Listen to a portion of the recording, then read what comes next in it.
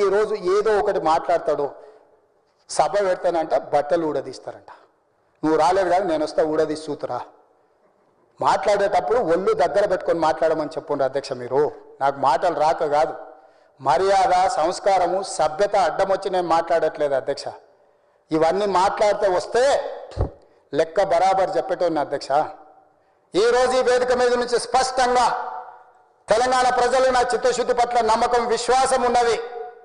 చచ్చిన తెలంగాణ కోసం చేస్తాం, పోరాడిన తెలంగాణ కోసం పోరాడతాం, ఈ మట్టిలోనే కలుస్తాం, ఈ ప్రజల కోసమే పని చేస్తాం. ఇది మా అందరి కమిట్మెంట్ అధ్యక్ష, నా ఒక్కరిది కాదు. వీళ్ళందరికీ నాయకుడిగా మాకు ఏమైనా ఉండొచ్చు, భిన్నాభిప్రాయాలు ఉండొచ్చు మా అందరికీ. తెలంగాణ నీళ్ల విషయంలో, తెలంగాణ నిధుల విషయంలో, తెలంగాణ అభివృద్ధి విషయంలో మాకందరికీ ఏకాభిప్రాయం 100% నిక్కచ్చిగా నికార్సుగా ఈ తెలంగాణ కోసం నిలబడతాం, తలబడతాం తప్ప ఎవరికి తల వంచము. తెలంగాణ ప్రాజెక్టు నీటి హక్కులను కాపాడతాము. ఇవాళ ఉత్తమ్ కుమార్ రెడ్డి గారు ఏదైతే రాసిండ్రో 45 టీఎంసీలు మొదటి విడత, 45 టీఎంసీలు మలి విడత అనుమతులు రావాల్సిందే, లేకపోతే జూరాల నుంచి 70 టీఎంసీలు మేము తరలిస్తాం.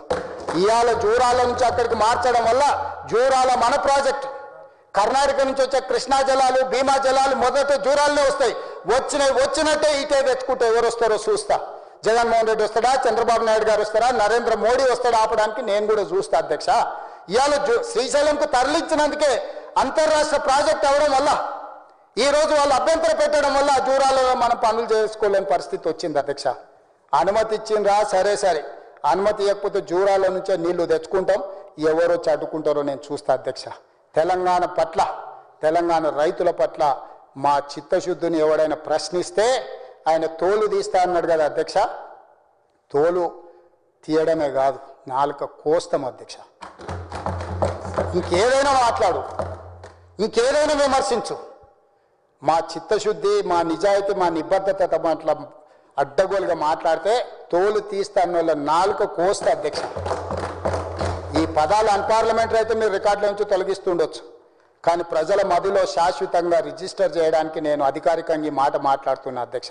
మనం ఎన్నైనా అక్బరుద్దీన్ ఓవైసీ గారు ఒక మాట చెప్పారు, अरे भाई कितना भी लड़ो कुछ भी करो, मैं राज्य के लिए नुकसान नहीं पहुंचाना, हम लोग एक कट्टा हो जाना, हम अलग अलग पार्टी का होगा, अलग अलग एजेंडा होगा, अलग अलग एजेंडा होगा, मगर हम लोग जब तेलंगाना जनता के लिए, आवाम के लिए जब काम करते हम सब लोग इकट्ठा होकर लड़ना बोल के जो अकबरुद्दीन ओवैसी जी ने कहा, इतना विजडम उनको क्यों नहीं है? हम सरकार में हम कुछ कर 10 साल आपको मौका दिया, आप कुछ नहीं किए, 2 साल से हम कोशिश कर रहे हैं पानी लाने के लिए, परमिशन लाने के लिए, क्यों हमको मौका नहीं दे रहे? हमको बार बार बेइज्जती करने के लिए तुम शल्य सारे दिन जो कर रहा है, क्यों कर रहा है, किसके लिए, किसके मेहरबानी के लिए?